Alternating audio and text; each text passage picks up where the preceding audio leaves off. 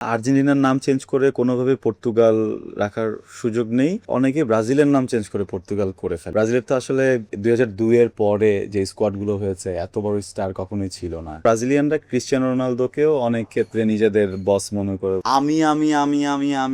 আমি সব এই সব বলা মানুষগুলোকে আমি একটু ভয় পাই। ব্রাজিলকে নিয়ে যদি আমি তিনটা ব্যাড সাইড বলতে যাই তাহলে আসলে একটাও বলতে পারবো না। ব্রাজিল বলেন, আর্জেন্টিনা বলেন, পর্তুগাল বলেন, কোনো দেশ কিন্তু খারাপ না। আমরা ফ্যানরা মারামারি করে এ খারাপ এ ভালো, এ খারাপ এ ভালো বলি, বাট এমবাপ্পের সাথে পাল্লা দিয়ে দৌড়ানো তো আসলে চারটিখানি কথা না। হিরোকে নিয়ে সবাই একসাথে ড্রাইভ দিচ্ছে, যার কোনো পুরো দেশটা হিরো হচ্ছে না। আর্জেন্টিনার নাম চেঞ্জ করে কোনোভাবে পর্তুগাল রাখার সুযোগ নেই। যেটা হয় যে অনেকে ব্রাজিলের নাম চেঞ্জ করে পর্তুগাল করে ফেলে। এটার পিছনে কারণ হচ্ছে যে আর্জেন্টিনার তো আসলে গত 20 বছর ধরে মেসি নামে একজন দুর্দান্ত প্লেয়ার আছে, স্টার প্লেয়ার, যে আসলে আর্জেন্টিনাকে রিপ্রেজেন্ট করছে বিভিন্ন জায়গায়।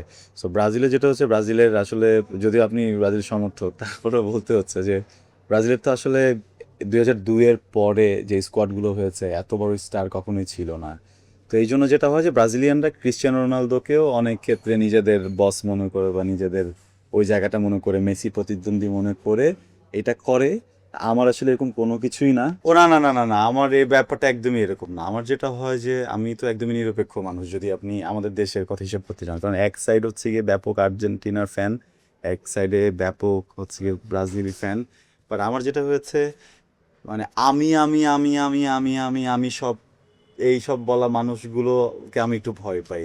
আমার বন্ধু বান্ধবের সার্কেলে আসলে ছোটবেলা থেকে এত বড় পাঁচবার কথাটা শুনেছি যে এই জন্য আমি একটু মানে ভয়ই পাই। ওটা তো শোনা হয়, মানে ব্র্যান্ড প্রমোশন হয়ে যাবে, নাহলে আমি বলে দিতাম নামটা।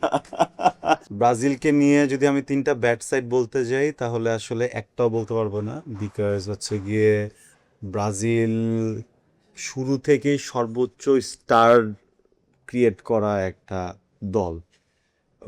আমার মনে হয় যে পৃথিবীর ইতিহাসে একসাথে একই স্কোয়াডে এতগুলো স্টার শুধুমাত্র ব্রাজিলের সব সময় ছিল। এই যে তখন রোনালদো, রোনালদিনিও, কার্লোস, কাকা, তো এই রবিনহো, তো এতগুলো স্টার একসাথে একটা দলে যেখানে খেলেছে, বা একটা দেশ যেখানে 5বার কাপ নিয়েছে, তাদের খারাপ দিক বলার মতো আসলে কিছুই নেই। ফ্যানদের ঝামেলা আছে। ব্রাজিল বলেন, আর্জেন্টিনা বলেন, পর্তুগাল বলেন, কোনো দেশ কিন্তু খারাপ না, বা তাদের সাথে তাদের কোনো জটিলতা নাই। জটিলতা হচ্ছে আমাদের। আমরা ফ্যানরা মারামারি করে এ খারাপ এ ভালো, এ খারাপ এ ভালো বলি। বাট এইবারের কথা যদি বলি, এইবার ব্রাজিল অনেক গোছানো টিম, আর্জেন্টিনাও অনেক গোছানো টিম, ফ্রান্স তো দুর্দান্ত। স্পেনের কথাও যদি বলি, স্পেনেরও সম্ভাবনা এবার অনেক বেশি। ইভেন আপনি ছোট ছোট টিমের কথাও যদি বলেন, সেনেগালের মতো টিম ফ্রান্সকে নাকানি চুবানি খাওয়া দিল, যদিও হেরেছে। কিন্তু ধরেন এমবাপ্পের সাথে পাল্লা দিয়ে দৌড়ানো তো আসলে চারটিখানি কথা না। সেই জায়গায় এইভাবে ডিফেন্স করা, সো এবার আসলে স্টার টিম বলে কোনো কথা নেই। এবার ইন্ডিভিজুয়ালি প্রত্যেকটা টিম ভালো খেলছে। কিছু টিম আগে যাদের অনেক গুড ভাইব ছিল তাদেরকে আমরা এখনো ধরে রেখেছি, কিন্তু হয়তো আবার একটা দুইটা বিশ্বকাপ গেলে জায়গাটা এমন থাকবে না। তখন দেখবেন এই সেনেগালের ফ্যান বেস বের হবে, ইজিপ্টের ফ্যান বেস বের হবে। তখন দেখবেন যে এই ধরনের আরো অনেকগুলো দেশের ফ্যান বের হয়ে গেছেন, শুধুমাত্র ব্রাজিল আর্জেন্টিনা সীমাবদ্ধ থাকবে না। আর এইবার আমার নিজের দুঃখ লাগছে, বিকজ আমার মনে হচ্ছে যে আমি যে টিমটাকে সাপোর্ট করছি, পর্তুগাল, সেখানে আসলে তিনটা খেলা হচ্ছে একই মাঠের ভিতরে।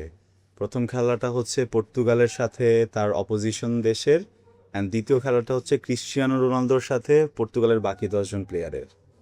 এই ব্যাপারটা দেখতে আমার নিজের ব্যক্তিগতভাবে খুব কষ্ট লাগছে। কারণ আর্জেন্টিনা তো ভালো খেলার পিছনে কারণ হচ্ছে আর্জেন্টিনার প্রত্যেকটা প্লেয়ার মেসিকে একসেপ্ট করে নিয়ে ওরা ওদের হিরোকে নিয়ে সবাই একসাথে ড্রাইভ দিচ্ছে, যার কোনো পুরো দেশটা হিরো হচ্ছে।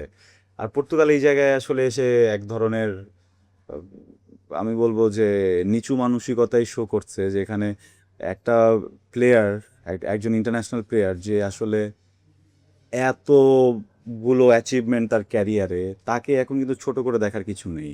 কিন্তু তাদের নিজস্ব ব্যক্তিগত বিভিন্ন জটিলতার জন্য কেউই আসলে প্লেয়ারটাকে কোঅপারেট করছে না। এতে আমার যেটা মনে হয়, পর্তুগাল হয়তো বা ফার্স্ট রাউন্ডই ক্রস করতে পারবে না, সেকেন্ড রাউন্ডে উঠতেই পারবে না। এটা একটা খারাপ লাগার জায়গা। আর কালকে ম্যাচ আছে রাতের 11টায়। আমি আসলেই অনেক চিন্তায় আছি যে এই ম্যাচটাতে কি হবে।